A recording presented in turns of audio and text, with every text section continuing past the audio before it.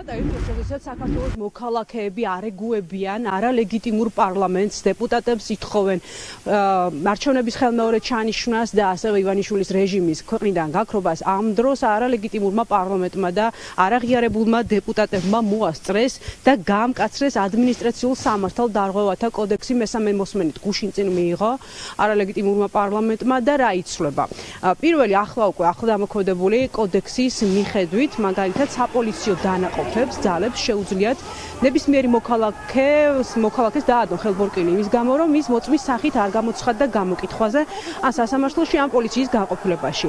ამ შემთხვევაში შეუძლიათ მიადგნენ პირდაპირ სახლში, გააჩერონ ქუჩაში დაადონ ხელბორკილი, რომელიც ჩვენ ვიხილეთ წინა დღეებში, მსგავსი პრაქტიკა ჯერ არ იყო მიღებული ამოქმედებული ეს კოდექსი, თუმცა მსგავსი პრაქტიკა უკვე შემოღებული ჰქონდა მომილაულის უწყებას ისედაც და ასევე კიდევ ერთი საპოლიციო ძალებს შეუძლიათ დააკავონ ადამიანი ქუჩაში თუ ის მიიჩნიეს და მათ იციან მის შესახებ ინფორმაცია, რომ ის ერთხელ უკვე დაჯარიმდა სასამართლოში ან მიეცა სიტყვიერი გაფრთხილება. ასეთი ტიპის ადამიანს ისინი საეჭვო პირად მიიჩნევენ და დაადებენ პირდაპირ შუა ქუჩაში ხელბორკილს, ასევე რეციდივა ჩაითვლება მათთვის და ასევე ნებადართული გახდა ნებისმიერი ადამიანის გადასინჯვა პირდაპირ ქუჩაში, საბუთების ჩამორთმევა, გაჩხრეკვა შუა ქუჩაში, არა და აქამდე ეს ასე არ იყო.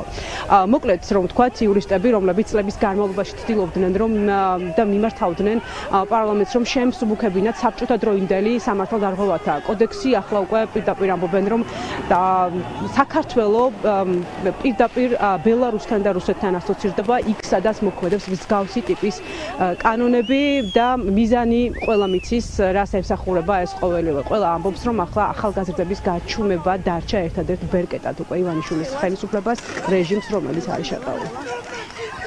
გამკაცრდა ბევრი სანქცია, რომელიც იმ მუხლებზე, რომელიც გამოიყენება ხოლმე მშვიდობიანი შეკრების მონაწილეების წინააღმდეგ, გაიზარდა ჯარიმების ოდენობა სხვადასხვა სამართალდარღვევისთვის და ერთ-ერთი ყველაზე საგანგაშო ცვლილება, რომელიც განხორციელდა, ეხება ადმინისტრაციული დაკავების საფუძვლებს. მათ შორის არის ერთ-ერთი საფუძველი, რომელიც გულისხმობს იმას, რომ შეიძლება სამართალდარღვევა არ იყოს ჩადენილი, მაგრამ პოლიციამ პირი პრევენციულად დააკავოს, ან დააკავოს, იმიტომ რომ ივარაუდოს, რომ ამ პირმა შეიძლება სამართალდარღვევა ჩაიდინოს. ეს არის, რა თქმა უნდა, სრული აბსურდი. მიზანი არის ამ რეპრესიული ზომების კიდევ უფრო მეტად გავრცელება მშვიდობიან დემონსტრანტებზე. მისაღები და უფრო ახლოა ისეთი ტიპის მმართველობებთან, რომელსაც ავტორიტარიზმი, დიქტატურა, კონტროლის დამყარება, ან პოსტსაბჭოთა სივრცეში მაგალითად ესეთია ბელარუსეთსაც დავანებოთ თავი ესეთია ბელარუსი მაგალითად, სადაც შეიძლება ესეთი რამე მოქმედებდეს. ეს არის საბჭოთა მოდელები, რომლებიც გამოცდილია თავის დროში, მაგრამ ეხლა არც ამის დროა, არც ამის საშუალებაა, რომ ამას დიდხანს და წარმატებით იმუშაოს. იმუშავებს ლოკალურად ვიღაცებზე, იმუშავებს ცუდად ქვეყნის იმიჯზე, მაგრამ ეს ამ პროცესებზე საბოლოო ზემოქმედებას მაინც ვერ მოახდინა. ჩვენ ხედავთ, რომ კიდევ უფრო გაუარესდა და საბჭოთა სოციალისტური საქართველოს პირობებში საბჭოთა პერიოდში მიღებული ადმინისტრაციულ სამართალდარღვევათა კოდექსი, რაც უკვე ისედაც კაც არის სწორედ წინააღმდეგობის და პროტესტის დასაწყუნად, მოქალაქეთა დასაპატიმრებლად, დასაშინებლად ეს ცვლილებები არის ძირშივე უკანონო.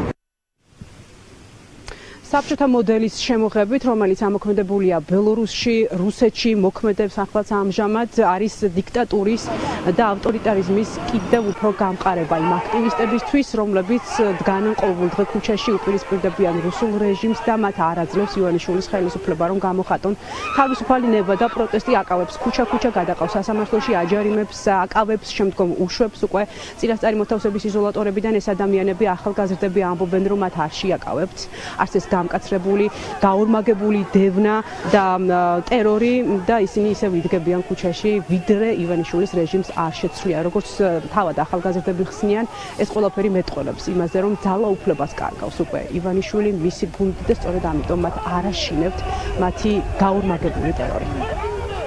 ეს არის ერთადერთი რამ, რაც დარჩენია ქართულ ოცნებას, რომ გაამკაცროს და უფრო მეტი ტერორი მიმართოს ქართული ხალხის მიმართ, იმ ადამიანების მიმართ, ვინც ყოველდღურად აპროტესტებს რუსულ ოცნებას. ეხლა რო გამოიაროს პოლიციელმა და თქვას, რომ მოდის შესაძლო დამნაშავე და პრევენციისთვის დავაკავოთ, ისევ შეიძლება ისევ 48 საათი დამაკავონ. და ახლა ესეთი აბსურდული უცებ აღმოჩნდით დისტოპიურ რეალობაში ჩვენს წინააღმდეგ იბრძვის მთელი სახელმწიფო მანქანა. მიუთითებს რეჟიმის რყევებზე, მიუთითებს იმაზე, რომ სისტემას უკვე ყველანაირი ბერკეტი გამოცლილი აქვს. ხელისუფლების მხრიდან, რომელიც ორიენტირებული არის რეპრესიებზე, არავითარი კანონის ცვლილება არ არის გასაკვირი, მაშინ როდესაც ეს ყველაფერი მით უმეტეს ორიენტირებული არის ადამიანების უფლებების დარღვევასთან დაკავშირებით, ამ დროის განმავლობაში ისედაც ამ ყველაფერს აკეთებდნენ. ხელისუფლება ორიენტირებული არის ჩვენს დაშინებაზე, თუმცა რეალურად ვხედავთ, რომ ამ დროის განმავლობაში რუსთაველზე არ შემცირებულა ადამიანების რაოდენობა, არავითარი ბერკეტი არ არსებობს. რაც ჩვენ შეგვაშინებს, დაგვაკავებენ გამოვალთ ისევ და ისევ რუსთაველზე ვიდგებით და მით უმეტეს ის ცვლილებები, რაც შეიტანეს, ისევ თვითონ დააზარალებთ ამ ყველაფერს, თორე ჩვენ პირიქით ბრაზდებით ამ ყველაფერზე. ადმინისტრაციულ სამართალდარღვევათა გამკაცრებული კოდექსის მიხედვით სანქციები ამოქმედა მაგალითად ბევრი ისეთ მუხლზე, რომელიც შეკრების უფლების შესაძლებლად გამოიყენება ხოლმე, თუმცა როგორც მოусმინეთ იურისტების მხრიდან, იმ ახალგაზრდების აქტივისტების მხრიდან, რომლებიც ყოველდღიურად განა და უპირისპირდებიან რუსულ რეჟიმს, მათ ეს არ აშინებთ.